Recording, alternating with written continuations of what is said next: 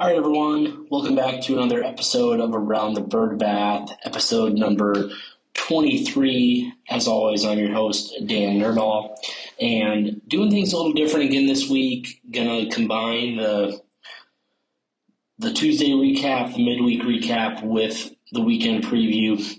Make the weekend preview available on the main feed.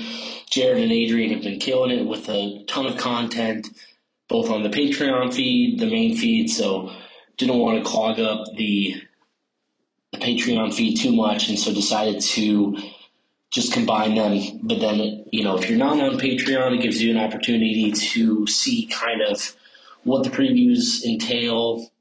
If it's something you're interested in getting that extra content, encourage you to consider supporting us on Patreon. You can join for as little as $5 a month. That gives you access to all the bonus blogs that may be Patreon exclusive, all the podcasts that are Patreon exclusive. It gets you a Patreon discount on the store. Aaron, Adrian have just been doing a lot of work on the store, getting new designs out there, getting the store page looking more clean. It pops a lot. I think it looks great, so check that out. And definitely check out some of the items that are on there, especially the ones that are only available in April during Fiesta. I wore the Los Correcaminos of San Antonio performance tee last night to the game with the Roadrunner school on there and kind of the neon Fiesta colors. Fits super well, super breathable, great for a humid night that was last night. But also last night was UTSA getting their 22nd win of the season, improving to 22-15. Obviously still 9-3 in conference. And they had an opportunity to get a rematch against A&M Corpus Christi. UTSA went down to Corpus last month, dropped the series, disappointing weekend series. They dropped it one game to two, and had a midweek game yesterday at Roadrunner Field at the Bird Bath. And it was Baseball History Day, so some neat things they did at the field for the game. They had Jackie Robinson trading cards. They had a picture of Jackie Robinson on the same kind of border of the trading card as they've been giving out on Sundays with the UTSA players. They had some stats on there for Jackie Robinson. The players on both teams were wearing high pants. And then they even had baseball trivia, a mix of questions related to UTSA baseball, just baseball in general. And so kind of some neat things. And as they continue to, the athletics department and marketing and promotions continue to look for neat ways to keep people entertained while they're at the game. So, let's get to breaking down the game. Low scoring event, 4-2. UTSA obviously with 4, A&M Corpus with 2. There was only 3 innings total between the two teams that had runs scored. UTSA had 2 different innings. They scored runs. They put up 3 and then 1, and then Corpus Christi got both of their runs in the 8th inning.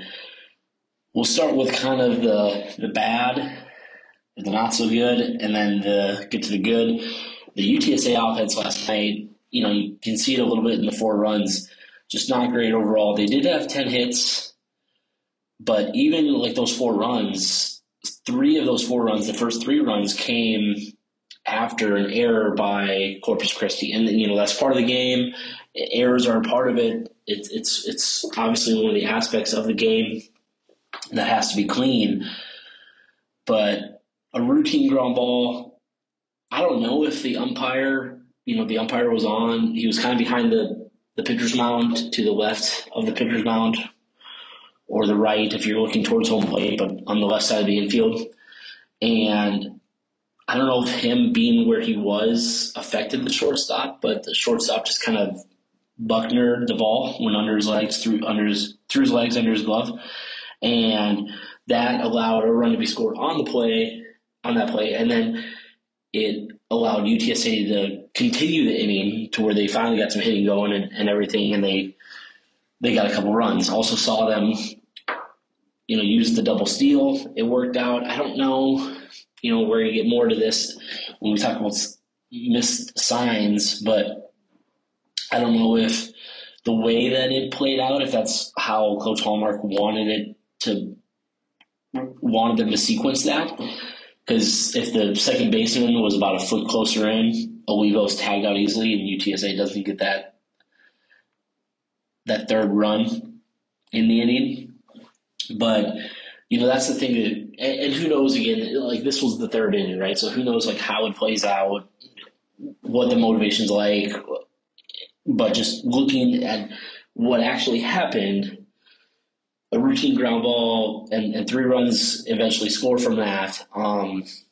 So just, I guess what I'm getting at is just the offense wasn't there. It took kind of a break and then further capitalizing on that to get things going. Coach Hallmark mentioned this in his post-game interview with Mike Capps. I noticed a little bit. So he mentioned that there was 3 missed signs. I saw what I thought was at least 2. I don't know what the third one would have been. I've got some ideas. But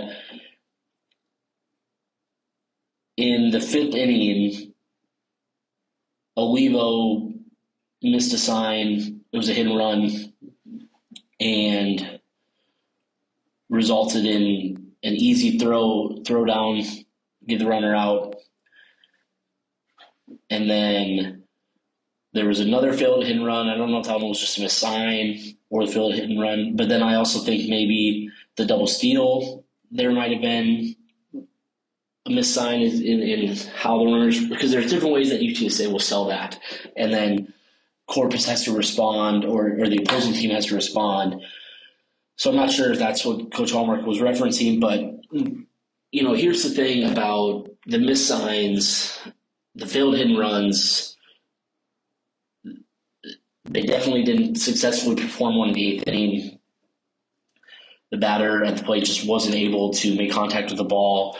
And, you have to at least make contact. That 2 guys are running in that situation.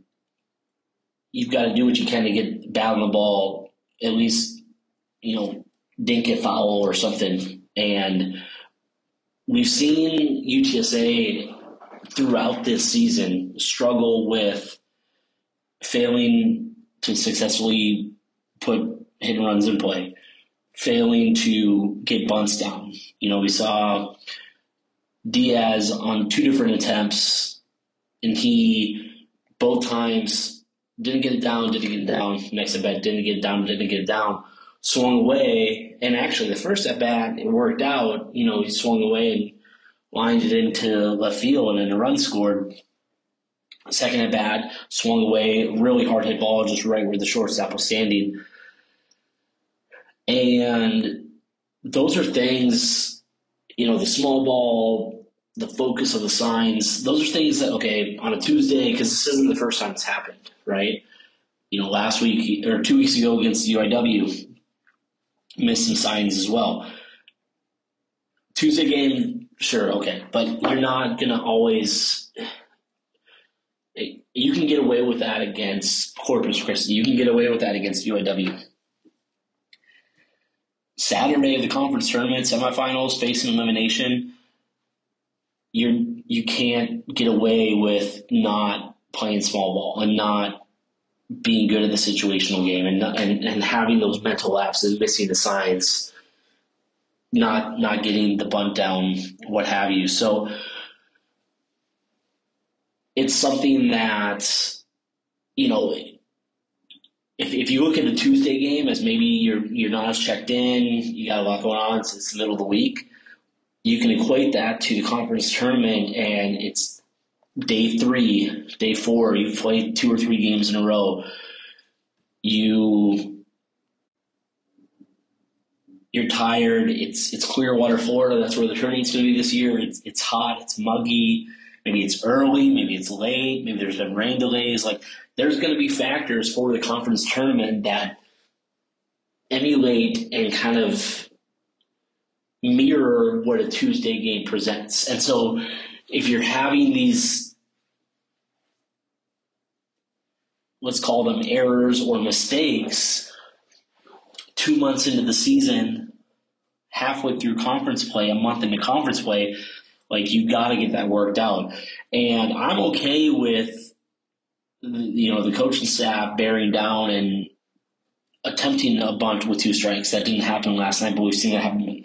I'm okay with the aggressive base running, even though, getting back to the 3rd inning, when Stuckey was out of the plate, that was the other one. I wasn't sure if that was a missed sign. I don't know if I wasn't watching. I was more curious to see how Corpus was going to get it in, because it required a good throw, and kudos to the right fielder. He made a really good throw to the cutoff man and a good relay. So I don't know if that was a missed sign, like if Stuckey ran through that, or if Coach Hallmark was just being aggressive and knew that it was going to take a good throw and relay from Corpus.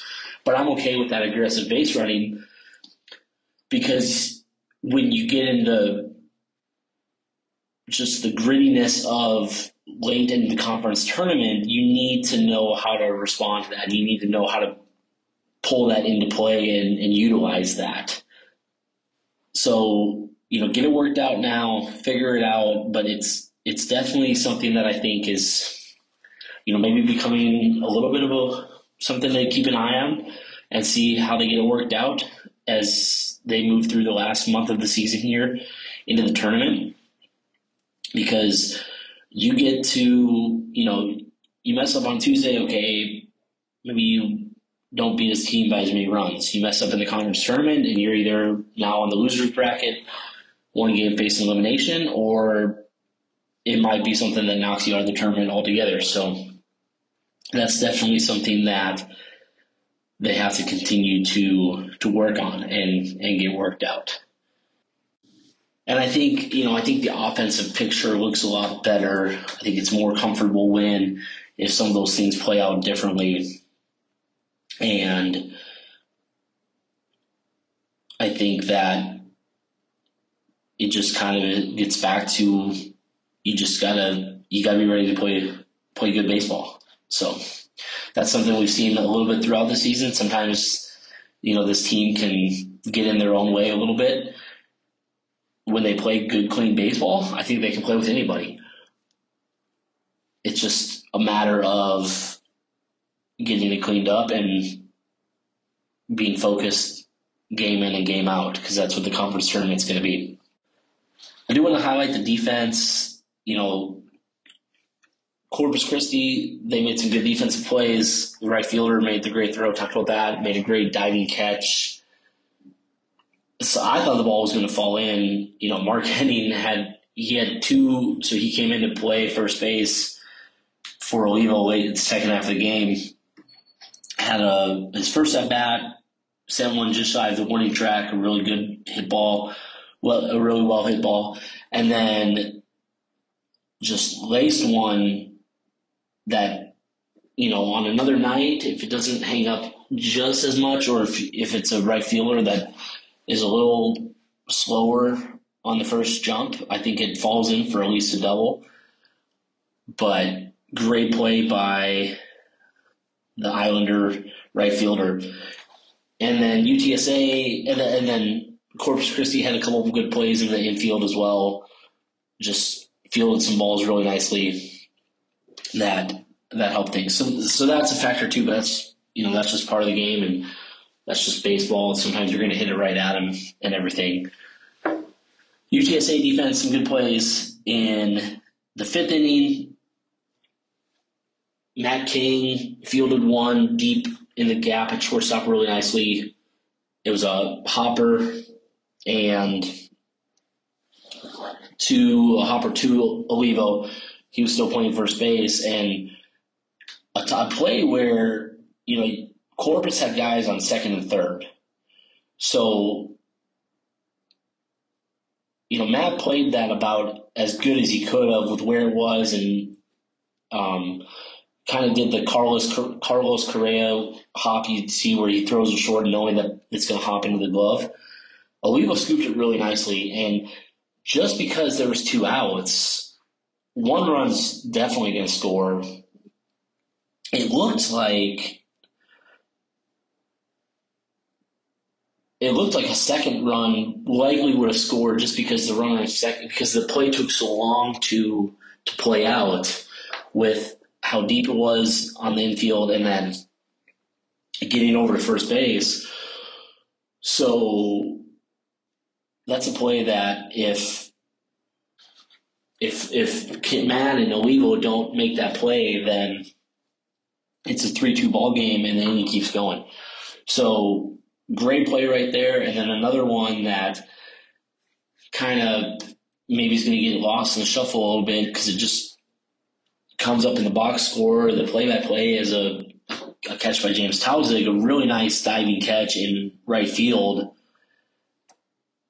that was just the first out of the inning, and Corpus did get a run on the play. They tagged up, but JT doesn't make that catch. There's no outs. Eighth inning was when Corpus really started to chip away at the pitching and just placed the ball really well. That's the thing. It seemed like they were just hitting the ball like right where UTSA wasn't. It's so good directional hitting by them. But JT doesn't make that catch, and it's possible that just with no outs and just the extra batters on, even after Ruger comes in with 1 out recorded, that he's coming in with no outs, and it's a 4-3 ball game, maybe even a 4-4 ball game. So 2 really good defensive plays that helped UTSA kind of, as I'm saying, for this hold on with this Tuesday win. All right, let's talk about the good thing from last night, and kind of a little different of how maybe the overall season's been, of what the takeaways are, but pitching last night was solid, really solid pitching. I'd say at least a B+, maybe an A- overall with the pitching. Only 2 runs allowed. That came in 1 inning. Just talked about the 8th inning. As a team, across 4 pitchers, 12 strikeouts, Ryan Beard led the way with 5. UTSA went with, I'm calling it Ryan squared to open the game. They had Ryan Ward start things off, and he's looked pretty solid since coming back from injury. Had a good outing 2 weeks ago against Incarnate Word. Overall, good outing against Memphis. Gave up 1 home run, but overall, and then really solid last night against Corpus Christi. 3 innings, just 1 hit, 2 strikeouts. Mixing his pitches really well, throwing some really nasty stuff from the mound. And I think in the 3 innings, averaged about 11 or 12 pitches per inning.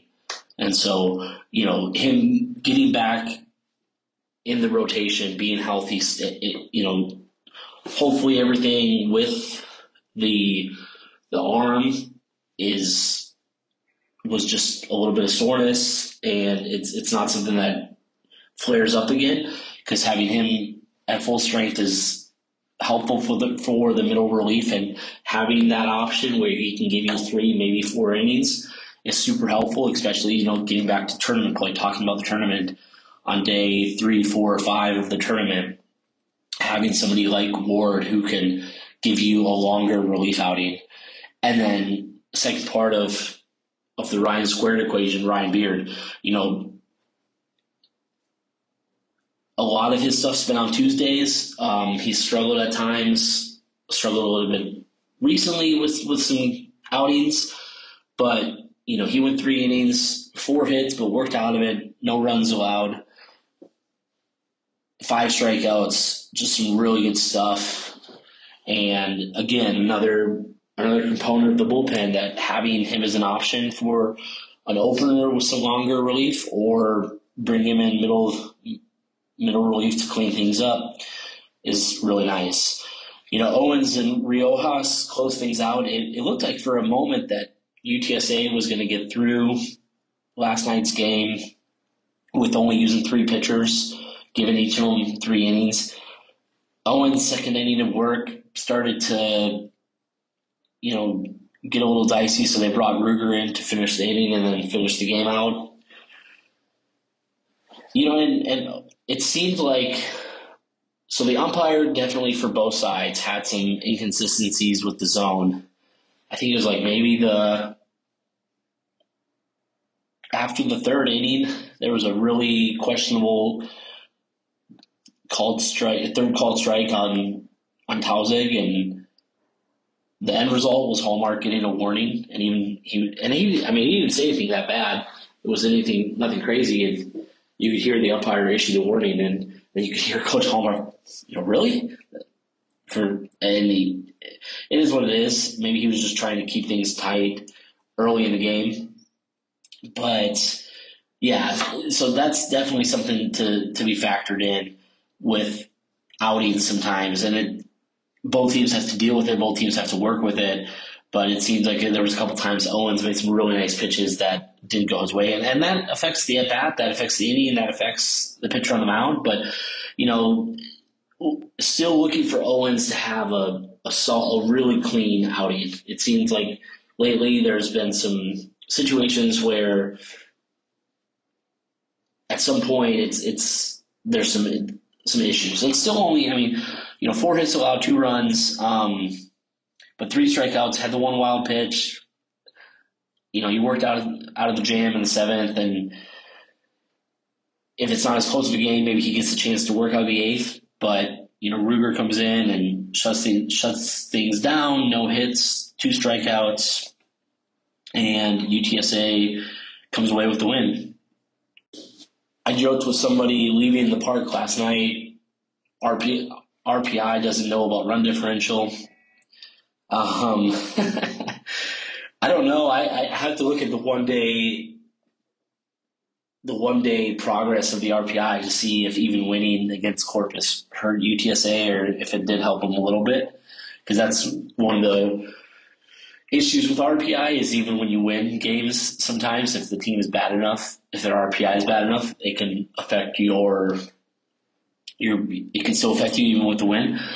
But the reality is, this team, especially with how the first month of the season went, leading up to conference play, and just where the opportunities are the rest of the way for RPI gains. And it seems like with how things have played out, first half of conference play, that it's still up in the air who's going to come away with the number 1 seed, the regular season title, but it does seem like UTSA is going to be on the opposite side of the bracket as ECU, so they would only play them one time, and it would be the championship if things hold at least that much, at least through the top 4. But there's also a lot of teams 3 through 7 are separated by a game, maybe 2. So what I'm getting at is, in my opinion, this is still a situation where if UTSA doesn't get the guaranteed bid, an at-large bid, it's definitely going to require a pretty solid winning percentage going into the tournament, and then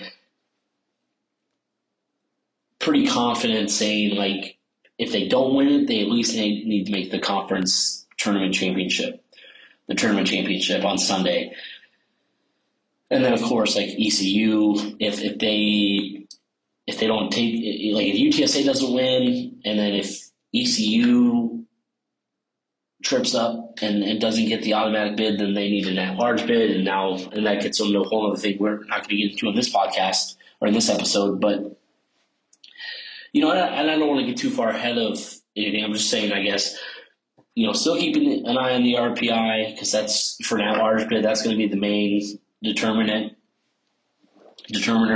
for getting an at-large spot from the committee, just how it's shown in recent years. But the big thing for UTSA, they've got to continue to clean up the things I talked about on the offensive side of things. The pitching needs to continue to improve and hold itself. And, I don't know if I mentioned this or not, but they didn't walk anybody last night. Just the 1 wild pitch, but no walks. And At times recently you've seen UTSA kind of struggle a little bit with the walk ratio. And so to come out of a game with no walks, that may be the first time that's happened all season. Would have to check on that. But yeah, I mean, a win's a win. It feels good. They now have a 2-game winning streak going into this weekend, and a good opportunity. You got UAB coming in. You're at home. If you look at the record, and we'll get more to this in a moment on the second half of the episode with the UAB preview, but they are towards the bottom of the conference, at least 9th, maybe 10th.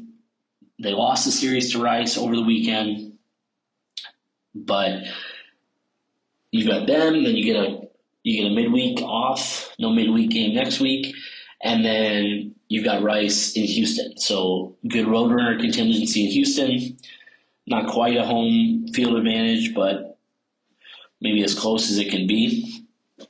Outside of maybe like playing in Austin or San Marcos, but San Marcos is such a hostile environment at times. But yeah, so a really good opportunity over the next 2 weekends to put a good increase in the left side of the win-loss conference column. So we'll see what can happen, how that plays out. Before we get to that UAB preview and break down this coming weekend of the next two, I want to give a quick shout out to our board of trustees. Appreciate everyone's support on Patreon. Multiple ways to get involved.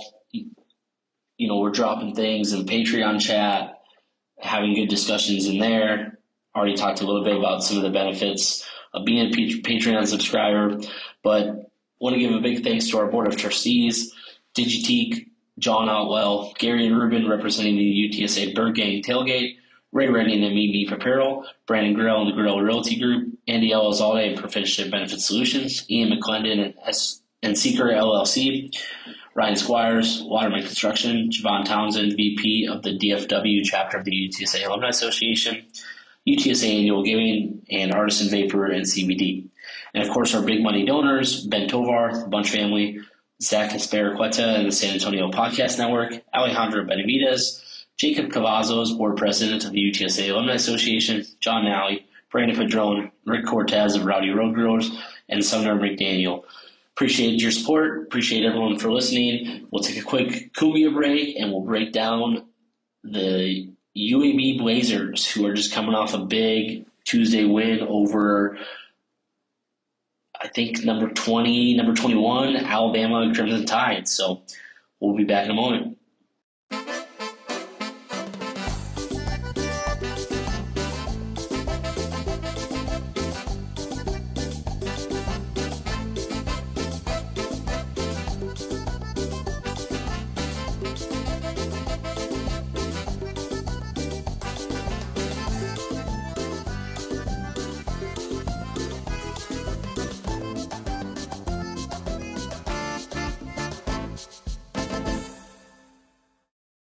All right, everyone, welcome back from the Cumbia break, and we're going to break down the weekend series against the University of Alabama Birmingham Blazers. It's going to be at the Bird Bath this weekend, 6 o'clock Friday night, 2 o'clock Saturday afternoon. Sunday's showing noon, kind of learned from 2 weeks ago against Charlotte. We'll see what happens for Sunday. If it gets moved around at all. Interestingly enough, and I don't think this would be a problem because of the noon start time, but saw this come into play with another conference team. I think it was Wichita and FAU over this past weekend, and their Sunday game was called in the 8th inning due to no innings after 4:30. So I think that's a conference rule on Sundays with travel and everything. You can't start an inning after 4:30. And maybe that's why Sunday moved to noon. Maybe we'll see more Sunday games move from the traditional 1 o'clock that we've kind of become accustomed to. But, stay up to date on Twitter, Instagram, wherever you get your UTSA baseball news for if that start time changes at all. And then, of course, with weather, if there's a possibility of weather, then obviously pay attention to that as well. Before we get into UAB, because there's a couple things that jump out, and I don't want it to be, ninth place in the conference, easy weekend, anything.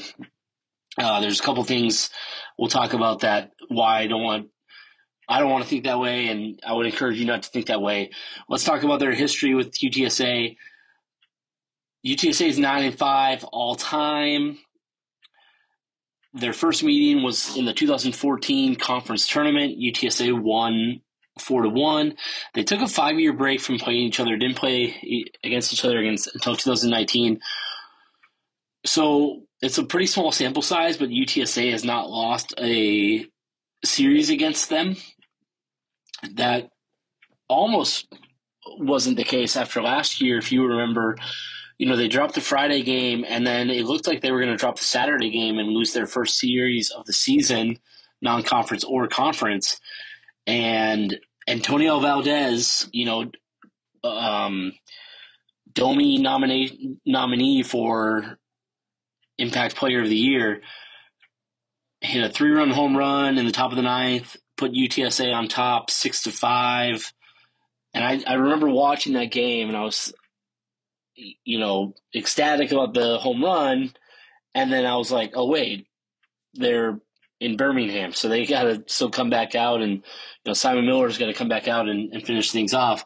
Obviously, they did. They won Sunday, and they took that series. But that was a pretty dicey, and that's when things were starting to kind of get a little unstable for UTSA, and we won't talk. We know how the season finished, but UAB last year, 1736 overall, 8-22 in conference. They finished 10th place in Conference USA, so they did not make the tournament, and they had a final RPI of 190. 2024 projected again by D1 Baseball to finish 10th in the American Athletic Conference as they moved over, obviously, with UTSA. They currently have a RPI of 172. 150 strength of schedule. I did look it up, and interestingly enough, and this gets into what I was talking about with RPI, just opportunity, even though UTSA won last night against, or depending on when you're listening to this, won in the Tuesday game against Corpus, they actually dropped 2 spots in the RPI. So just an example of, some of the things that can be wrong with RPI. You beat a team and you still kind of pay for it, and midweek schedules are what it is. You're kind of stuck with who's around you, and teams that can travel in on a Tuesday and travel back in the same day. So another situation where UTSA's RPI being obviously higher, more to lose than to gain in a series like this, but for conference standings and all that, and momentum and implication, a lot there that's worth playing for, obviously. So far in 2024, UAB is 16-19 overall. They're 4-8 in conference play. They went 1-2 against Wichita State, 0-3 against ECU, 2-1 versus Tulane, and 1-2 versus Rice this past weekend. And I mentioned this previously. They did, right before the Cumbia break, they did defeat number 18 Alabama 5-2 in their Tuesday game. So we're going to talk about their offense first, and then we'll finish with them from the mound, and that's the part that I want to focus in on with why, hopefully, and UTSA is always well prepared, like for the teams they're playing. If you watched the media day before conference tournament started and ECU was coming into town with a smaller media contingency, just myself there and Jerry Briggs there, able to have some good conversation with Coach Hallmark and get more into some of the deeper parts of preparing for a team, and very familiar with how ECU was and how they played. So confident that they're going to have UTSA ready to go. If anything, you know, as frustrating as yesterday's game might have been from some aspects as we talked before the break, hopefully it's a wake-up call with the type of team coming in that offensively is not very good at all, but has some dangerous weapons from the mound that if a team gets complacent or relaxes a little bit, you could quickly find yourself dropping 2 games in the weekend series. So hopefully, you know, UTSA comes ready to play as they have all conference season so far in the past 4 weekends, and this is right about the halfway point. So, but from the plate, you know, 2023 they had one of the worst. They were one of the worst offensive teams in the country. They were 293rd in scoring, 292 in batting. They're kind of still struggling offensively with that. They're hitting 238 as a team. That's 9th in the conference. They are pretty aggressive on the bases, and that might come from just the potential they have of guys who can run the base as well, or, you know, if a team obviously is having a hard time getting things going, maybe they feel they need to be more aggressive on the bases to kind of make up for the lack of hitting. 3rd in stolen bases, 5th in caught stealing, 4th in sacrifice flies. This is all in the conference. 3rd in steal attempts. So they run a lot. While they get caught stealing a lot, they are successful a lot too. And then, you know, batting average in conference play, it's a small sample size, and we'll see this with pitching too, but 218 in conference play from the plate. They just have 22 home runs as a team, and they have over 10 guys with a ground ball rate over 50%. So they may be, you know, talking about UTSA's ground ball rate from the plate, they may be one of the few teams in the conference that has more players hitting into the ground ball than UTSA. Some individuals to watch from the plate. Left fielder Logan Braunschweig. He is definitely, you know, kind of the guy to look out for in terms of just consistent hitter. The only player on the roster for UAB that is hitting over 300. They do have one guy that's hitting 500, but he's only had 2 plate appearances, 1 hit in those 2 plate appearances. But for guys that have had a substantial or a qualifying number of at-bats at this point in the season, Logan Braunschweig, 314, 442, 381, 8 doubles, 37 hits, 13 stolen bases, and 26 walks. So very patient at the plate. Does hit into the ground ball quite a bit, 58%. Or a little more than half, I guess, would be more appropriate to say. But one of those guys that you don't want to let him get the extra base hit, let him hit,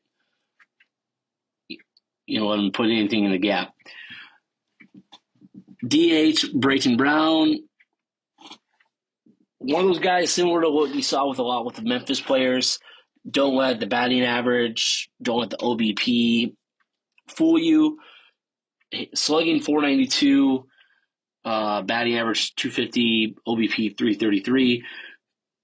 Brayton Brown also has 8 doubles, but he also has 8 home runs. And he's the only player on UAB's team that has more than 4 home runs. So they've got a handful of guys with 3, 2, 1.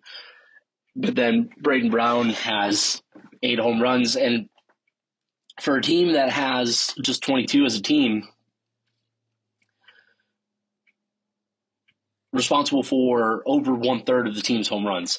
So Brown is definitely, you know, Braunschweig is somebody to look out for because he kind of pretty consistent from the slash line.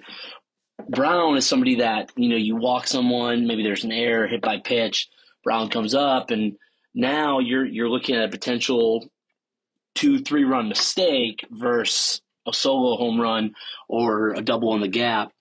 He's got a 15% home run to fastball rate and team leading 34 RBIs.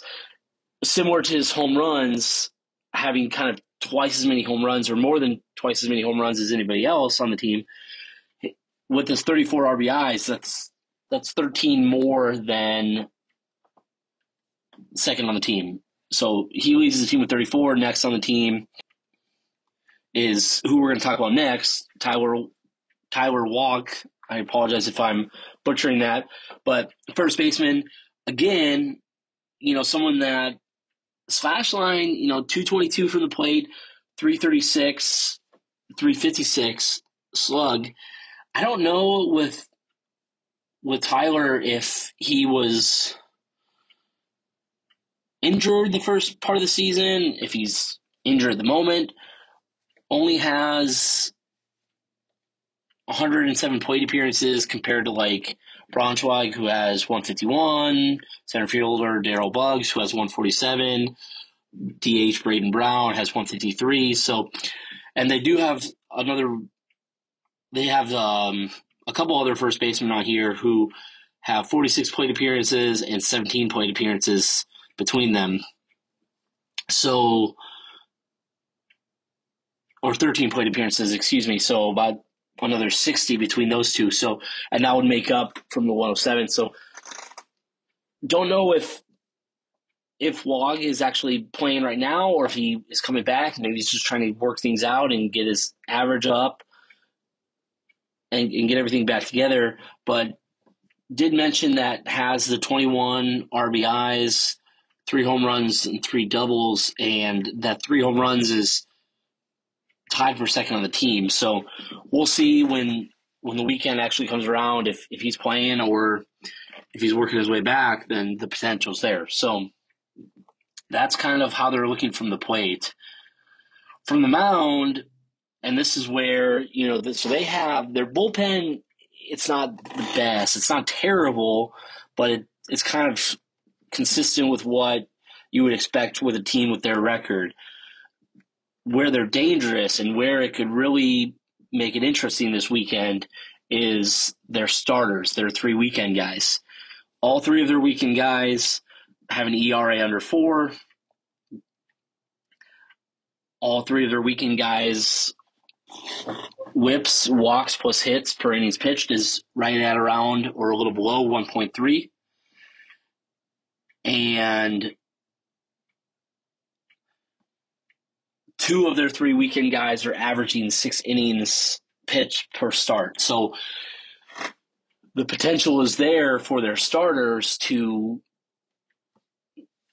go 2/3 of the way through the game and really put pressure on UTSA. If UTSA can't get to them early and can't put pressure on early and get runs on early, then you go to the bullpen and they've got a couple studs that could keep things locked down from the bullpen perspective.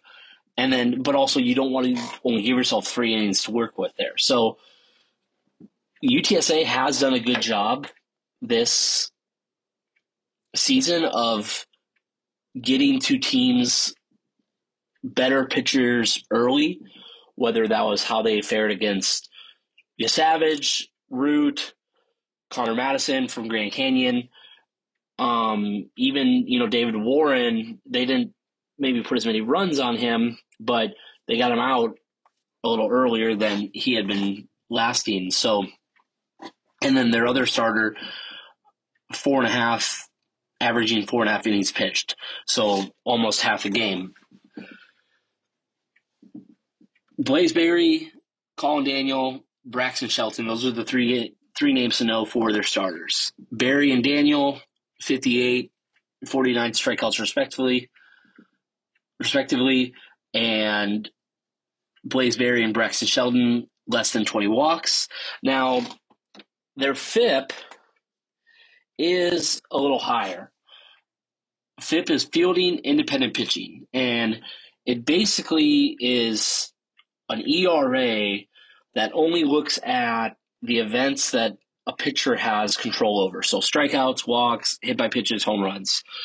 If you look at their FIP, for Barry, it's 4.87. Daniel, it's 5.16. And for Sheldon, it's 6.24. So if UTSA can find some power, the bird bath is a hitter's park. The ball can fly there. The ball can find the gaps. And, we've seen at times UTSA is not afraid to take a walk or, their approach of the plate. Some guys have a knack for getting hits.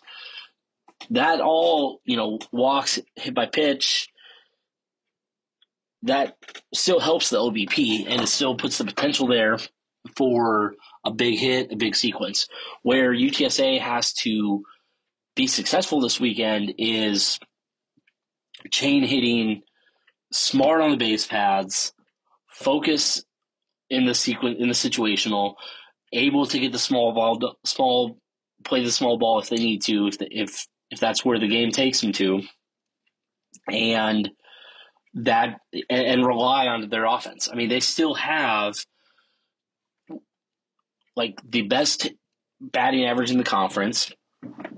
They've got several individual players leading categories offensively in the conference. Looking at conference-specific stats, and again, small sample size, UAB third in the conference with a 4.54 ERA, UTSA seventh. UAB eighth in fielding percentage, UTSA's fifth. So putting the ball in play. Good things happen when you put the ball in play. We saw on Tuesday, talked about this in the first half, Caleb Hill put the ball in play, put pressure on the shortstop to make a play. It worked out for UTSA. So be aggressive at the plate when it's necessary, but also be patient when it's necessary. I think this is something UTSA overall does a good job at. At times, maybe not as the best, but again, hopefully Tuesday, was a wake-up call, and they can really get to these starting pitchers early and get to the bullpen. Because as good as the starters' ERA is, as a team, UAB has a 5.71 ERA, so about a run better than UTSA. Actually, their overall pitching, is a little worse than UTSA's. So, getting to the starters early, I think that's most important, and just helping your pitchers have that confidence early. Looking for good bounce back outings from Robert Orlowski, Zach Royce, looking for Yui to continue to roll, and continue that consistency from the middle relievers. So a couple of bullpen guys to keep an eye on. Tyler Hutto, 4.35 ERA, 10 innings pitched in 11 appearances, 10 strikes, 8 walks. Hutto has a 62% fly ball rate. So, again, you get the ball up in the air. If the wind's blowing out, you can put some runs on him. Brock Hill, 19 strikeouts, only 10 walks, and 17 innings pitched. And then another guy similar to walk with the first baseman, Warwick from the bullpen, has a 3.52 ERA, but just 7 innings pitched in 2 appearances, 11 strikeouts, 6 walks. So not really sure with Warwick if he's just coming back, if his outings have been very limited, and maybe eating some innings late, maybe playing some garbage innings. Not really sure what his story is, but just based on the potential, I'd say keep an eye on if you see Warwick warming up or see him come in to the game. But, really just an opportunity for UTSA to get some good wins. On paper, there's some things to look out for, but some good potential there and some good chances. And it's, the nice thing is you're not saving anybody for Tuesday. There's no Tuesday game next week. So you can really get creative if you need to in terms of throwing guys, bringing guys in relief, and a really needed, like a weekend where you need to at least win the series, obviously get the sweep, preserve that 1-game lead, maybe even be able to distance yourself, but again, take things one at a time, stay focused on the game they're playing, of course, and look for ways to get to their pitching early, and not letting their hitting, throw strikes, not let their hitting hurt you with where it's at as a team for UAB. So that's it for this episode. Did the combined Tuesday preview or Tuesday recap with the weekend preview. If you get a chance, get out to the Bird Bath this weekend, watch some baseball. I believe all games should be on ESPN Plus. Haven't heard anything otherwise. And of course, if you want to watch the game or get up to the game, pay attention to the weather report for start times, delays, anything that might just come with baseball season in the spring. But for now, thanks for listening. Birds up.